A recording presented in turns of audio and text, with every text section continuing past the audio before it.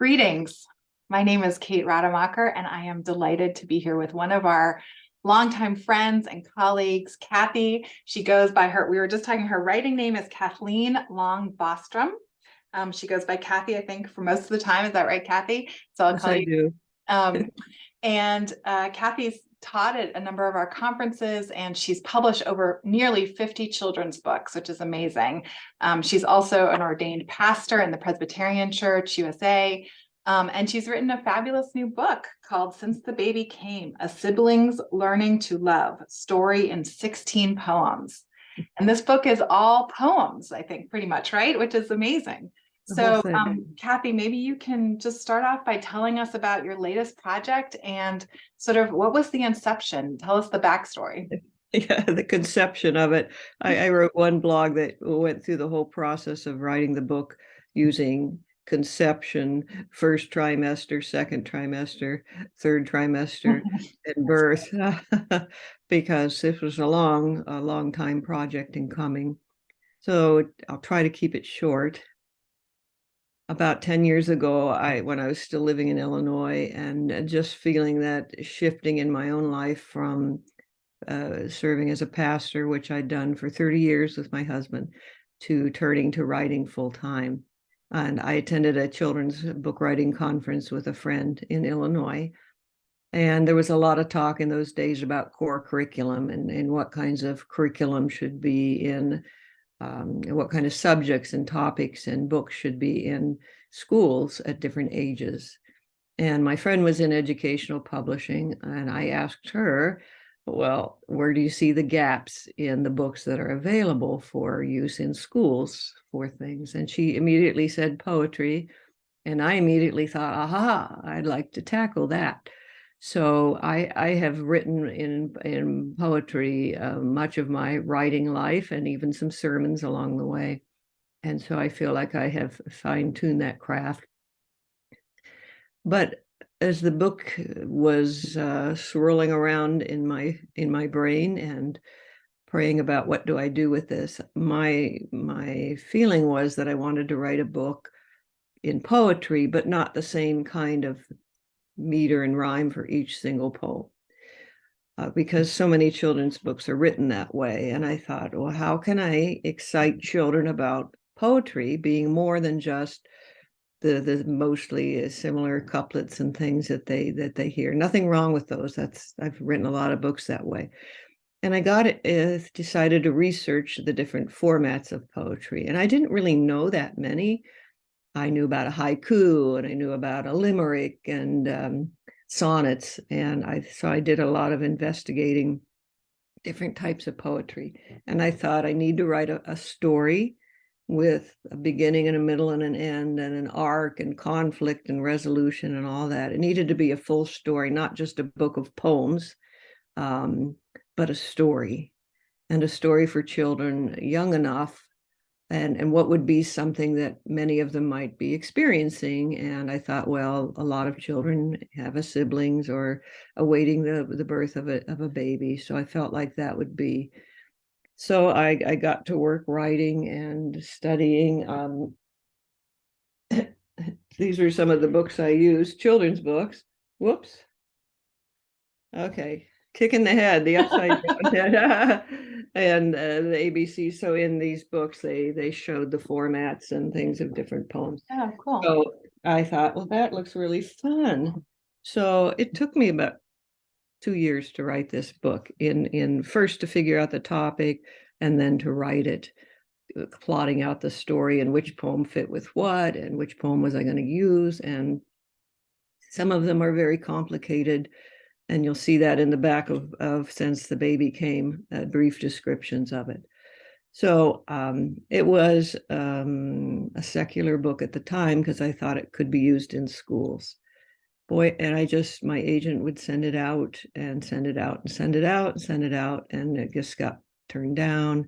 Either people said, oh, I like the idea, but this didn't grab me, or I just can't see this being used in a school because kids, it's too much for little kids. And I thought, but they don't have to learn how to do all these poems. I just want them to learn the fun of it and the joy of it.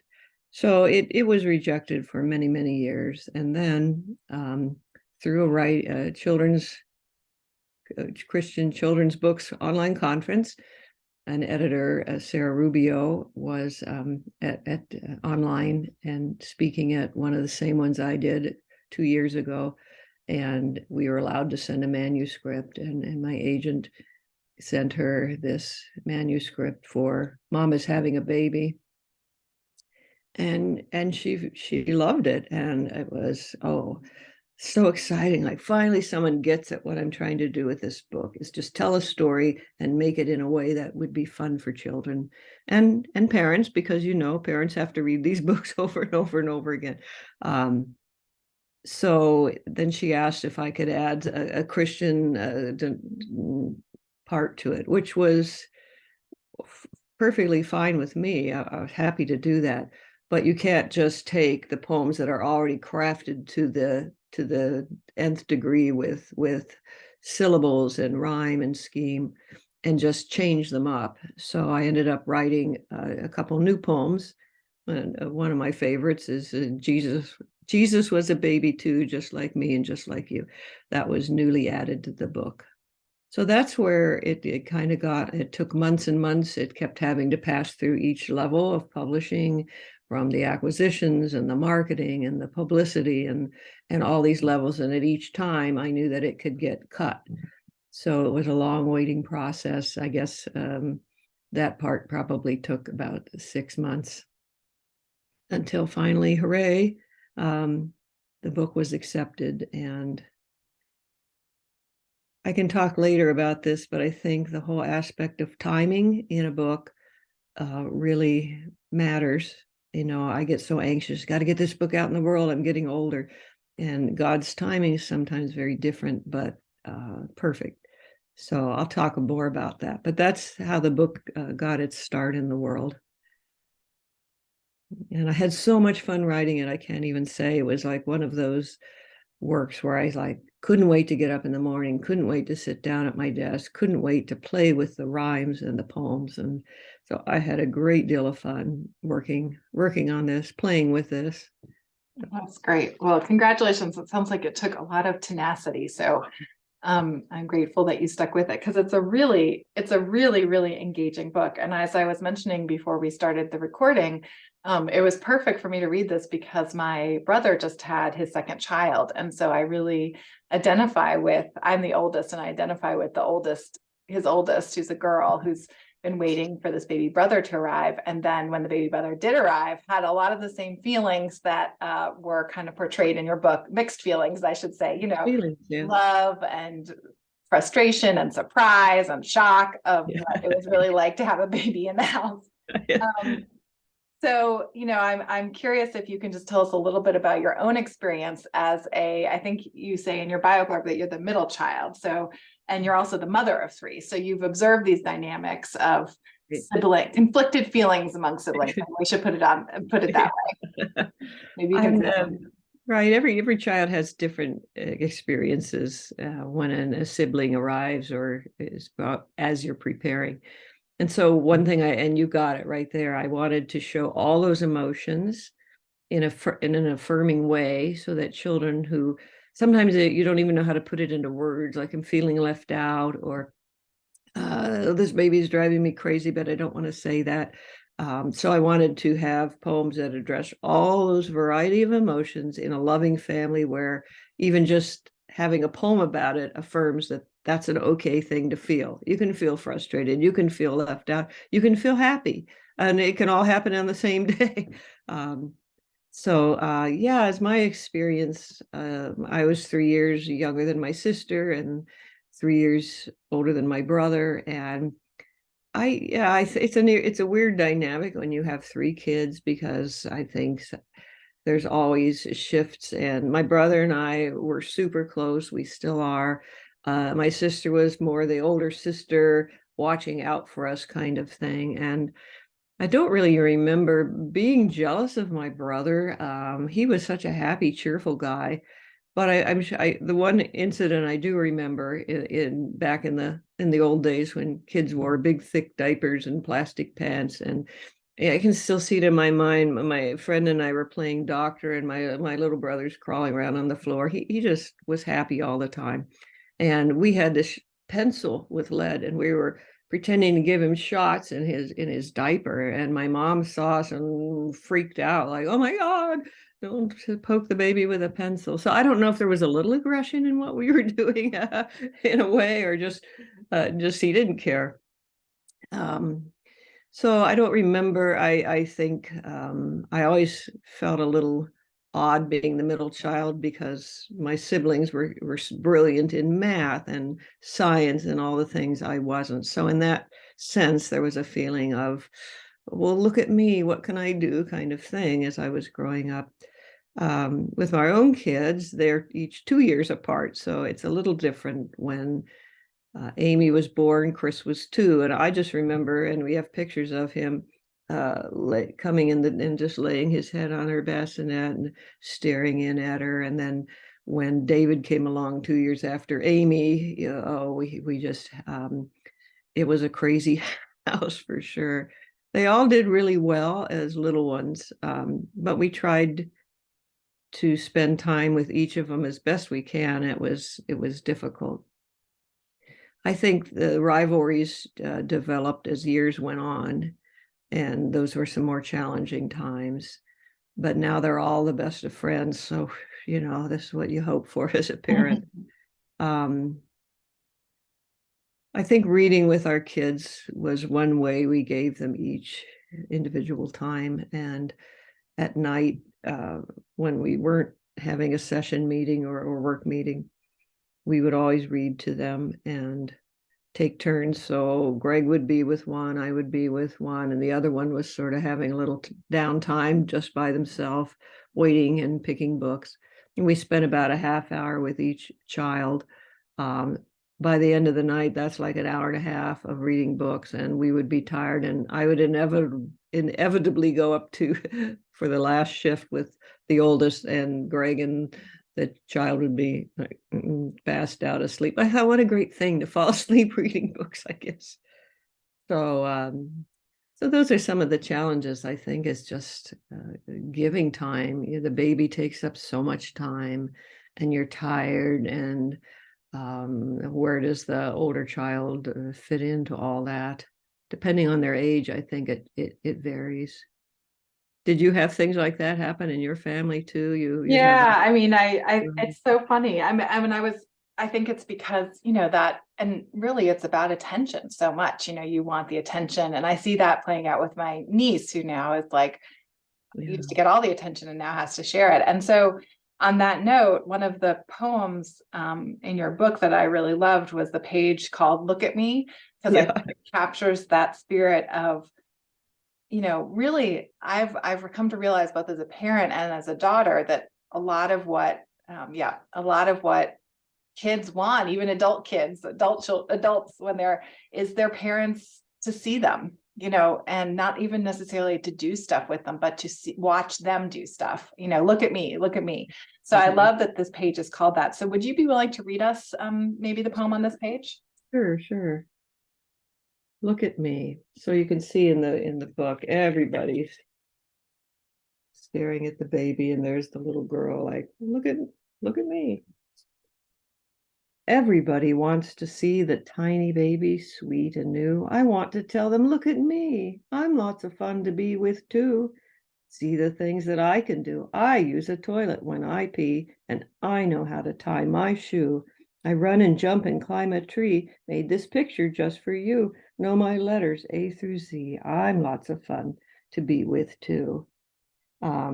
And there's a little girl. She's so engaging, and the illustrator did a great job in this, just kind of trying to, look at me, look at what I can do. So, yeah, And maybe you can, while you have the book open, maybe you could show at the back the list of the different kinds of poems, because I didn't realize that till I finished reading it the first time. And so then it looks like that page is a roundel. Is that what it's called? A roundel? Okay, so yeah, in the back of the book are all I thought we debated with putting a description of the poem on the page with the poem, but felt like that would detract from the story. and just read the story. And those who want to learn more can find that in the back. So this one, so all these types of poems are in the back of the book with a brief description. That was a particularly interesting one to write. A roundel has 11 lines divided into 3 stanzas. The first and last stanzas have 4 lines, and the second stanza has 3, and the fourth and the 11th lines are the same. So you can see that, then you can go back and see how that works. So you have, I'm lots of fun to be with too, in the 4th line and the last line, and so the different ways things have to rhyme. The first and last stanzas have 4, the second has 3, the 4th and 11th lines are the same.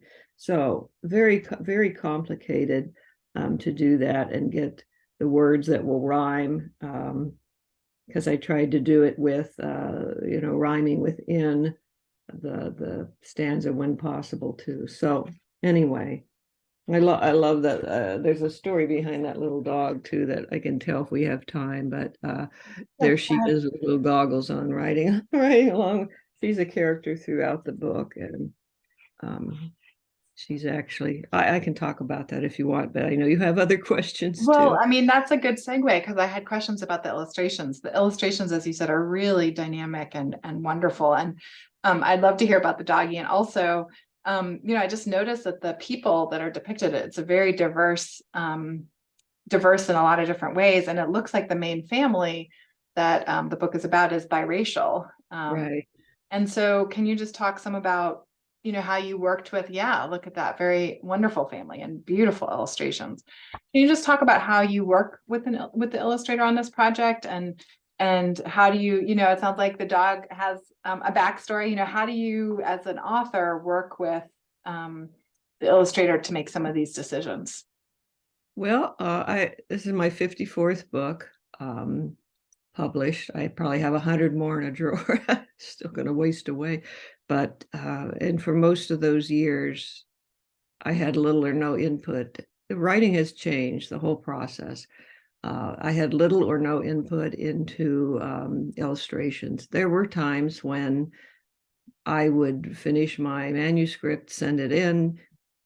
2 years later, a box would arrive in the mail with a book, and that would be the first I had seen the finished book. And luckily, I think in all those books, there was only one that I was just not happy with. The illustrations didn't fit the story. Anyway, for the most part, I learned over the years to trust the process. It's one of the first questions I get asked when I'm sharing a picture book. Do you do the illustrations? And my answer is I can't even draw a stick figure, and that's really literally the truth. So I have no gifts in that in that category. But over the years, as I developed more of a reputation, and as I think as publishing changed, I was given not a lot of input, but more, here's the initial sketches, what do you think? Or here are the final sketches, do you see anything? But I was very careful not to insert my opinion, unless I felt like there was a need, like here his hair is parted and in this picture it's not, or something simple. Because I really trust the illustrator, I trust the editors and the marketing teams, everything for doing what they do. They do it well. They know what they're doing. This illustrator is in Wales, and I found her, actually, they invited my input on possible illustrators. So my agent and I went through trying to find one that we felt would be appropriate for this book, and we liked what she had done. And I can't even I could never be happier with this book. That's why I mean timing. Timing was so perfect because we have an incredible illustrator who really got the story, Janet Samuel. I did say at the start, and they all agreed, that I wanted it to be a family that, like a biracial family or something with a broader appeal, and something that would reach into the hearts of a large number of people. And I like that children say, look, I'm in the book. And I want children to feel that. Some of my Little Blessings books, The characters were a little blonde boy, a red-haired girl, an Asian, a girl, and an black boy. And I would have many kids over the years, from biracial families in our church or adoptions say, "Look, I'm in the book. Look, I'm in the book." So I feel like that's important to have that diversity. When they asked me to be part of brainstorming the illustrations, once the illustrator had been chosen, I was really shocked because I'd never been invited to really be part of the brainstorming. So we set up a Zoom call, and the day before the call, our dog Ellie died, and she was an extra special little dog to me because we'd had her 15 years, and my year of struggling through treatment for PTSD, she was by my side that whole time when I couldn't even leave the house. And so she had a really special place in my heart. So I was pretty broken up. I emailed them and said I'm kind of not in a good place right now, but I still want to have the meeting. So the next day we had the meeting when we met each other face to face online, and they said, "Tell us about Ellie." So I did, and they said, "Well, why don't you send us some photos and maybe the illustrator can work her into the story?" So that made me cry. Oh, that's amazing. So Wow. that's our little Ellie, and they even Oh, have her with this little, oh, I'm not good, pink Hmm. rabbit was her first toy. Oh, wow. Oh, wow. That's so And cool. I have a friend in England who creates characters for children's books, and she has made me a little stuffed toy Ellie Oh, to wow. use to share when I go and read the book to kids. So it all came together in a remarkable way. But the illustrations are, if you go back through and see, there's times when even these stuffed animals change their facial. Um, looking dismayed or upset, and or the baby's noisy.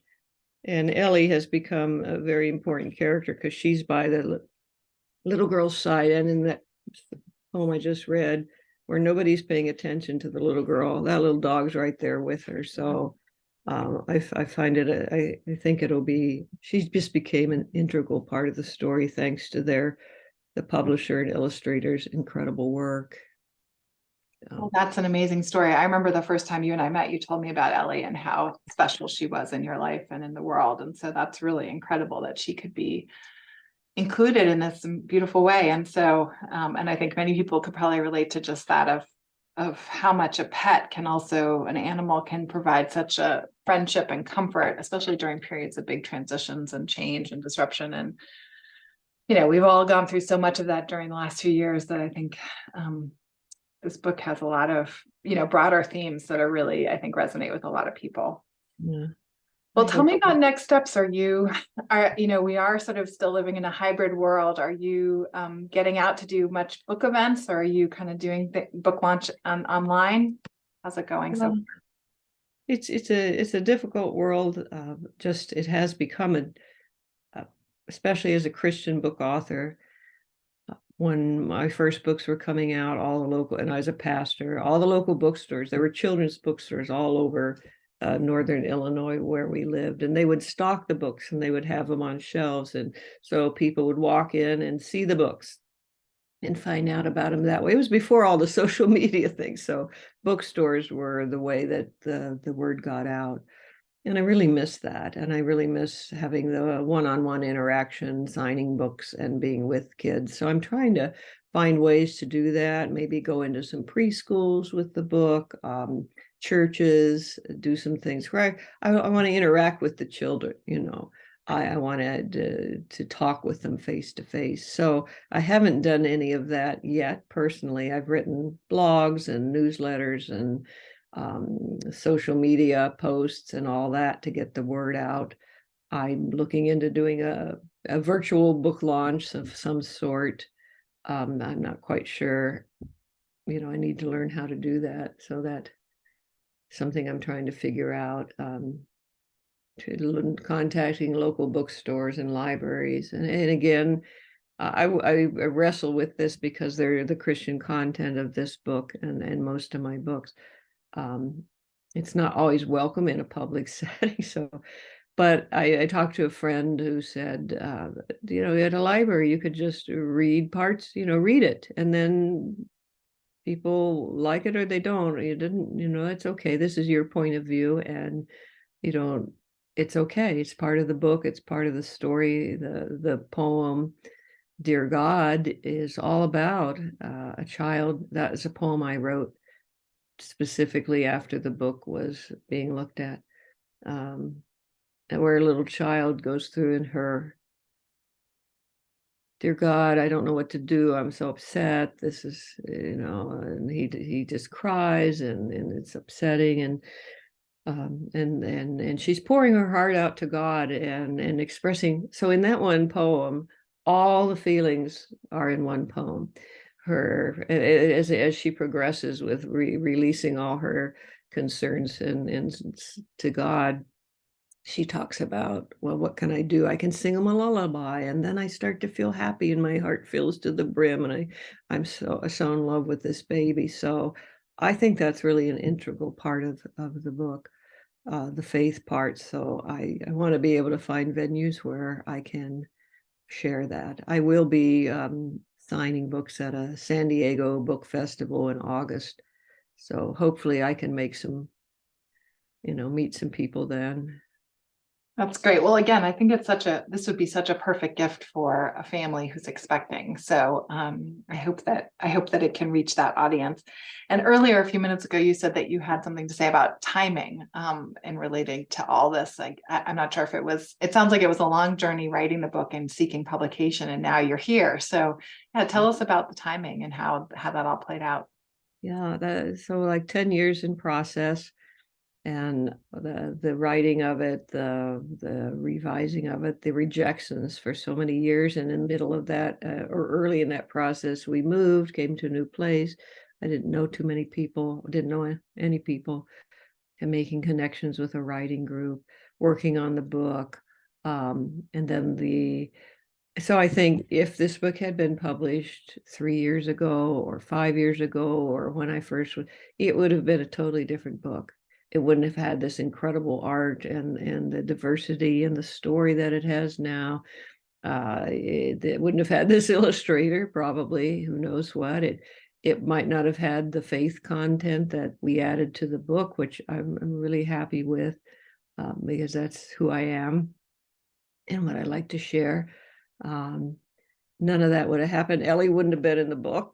She died right the day before we had this meeting, right when they were brainstorming, and so all those things all came together in timing, so that even though it's been a 10-year process, I couldn't be happier with it.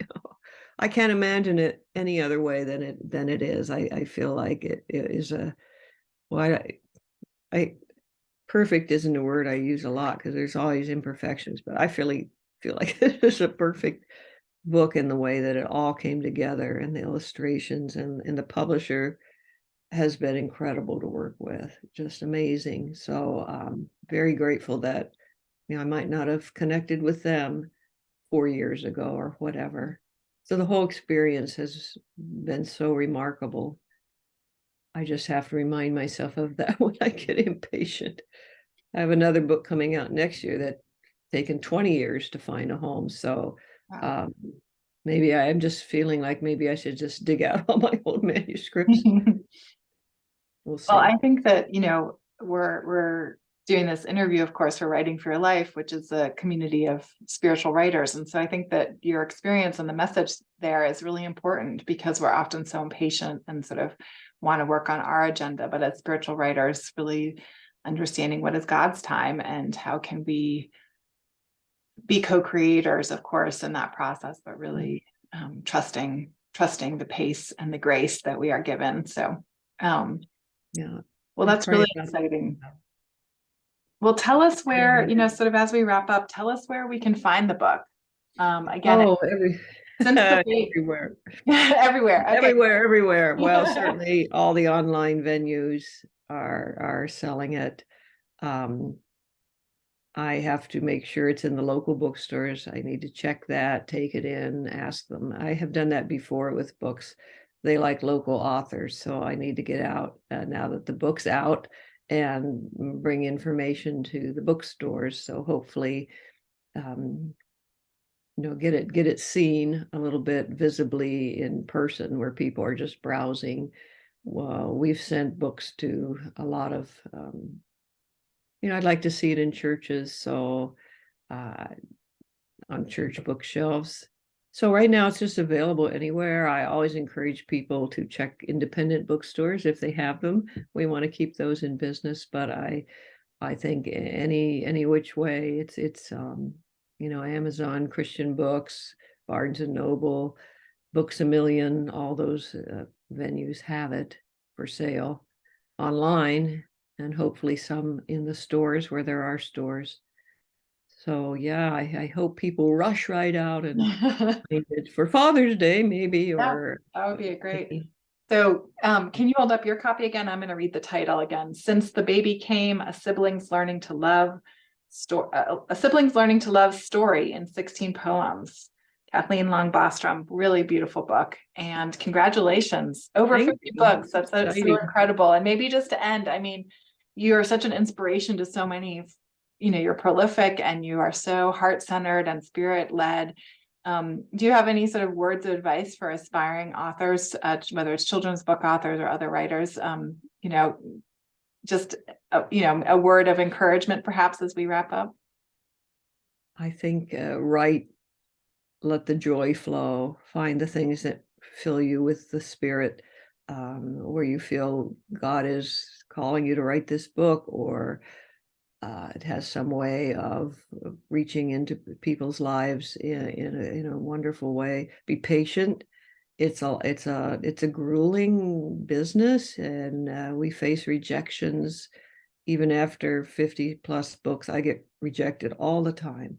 So don't give up. I feel like just don't give up. I know a lot of people who are beautiful writers, and they just give up because it's so tough to be turned down. I mean, I think I'm a very thin-skinned person, figuratively and literally now. And you want to keep that vulnerability that allows you to open up your heart and take these words that are precious to you and entrust them out into the world. But so you have to keep that tender heart and thin skin, but you have to develop a little bit of armor to say, I believe in this. I pray about it, but it's not going to be necessarily an easy process. So find other people. I think find other writers who write as you write. Find a group of other people that you can share with, because then you can encourage each other. I had a writing group early on in my writing, and they encouraged me when I was feeling very like I'll never get through the door. They were all published. I wasn't. They encouraged me, and then they rejoice with you when you. So it's good to have a community of people, which I think, like these writing for your life and online conferences provide, are connections with a community. They may not even be people you see face to face, but connect with them online and find that support, and believe that God is calling you to do this, and you're going to keep trying, and then just keep loving it even when you get turned down. Well, thank you so much, Kathy. And again, congratulations on your latest book, which is beautiful. Thank you. Since the Baby Came. And I encourage our listeners to check it out and to share it with young people in your life. So blessings as you continue to get the word out about this book, and as you continue to write and seek publication. Thank you, Kate. Thank you so much. Thank you. Take care.